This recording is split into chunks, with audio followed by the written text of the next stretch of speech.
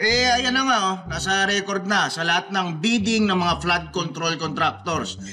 Ikaw ang nakapangalan na COO. Explain mo sa amin, paano nangyari yun? Huwag ka magsisinungaling. Your Honor, mali po yung nasa records nyo. Ano mali?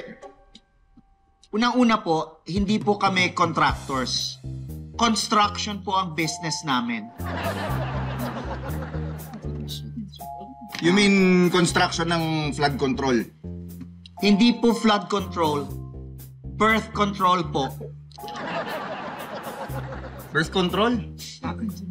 Bakit? Ano ba yung business nyo? Your Honor, we are the owner of Kaya Mo Pa Ba Motel. Nagko-construct po kami ng mga motel para may matuluyan yung mga mag-partners pag bumabaha. Birth control construction po. Birth control, construction? Ano tong mga pinirmahan yung bidding? Hindi po bidding. Bedding po, Your Honor. Bumibili po kami ng mga kobrekama para po doon sa motel namin. Wholesale price po namin kinukuha para naman kumita po kami.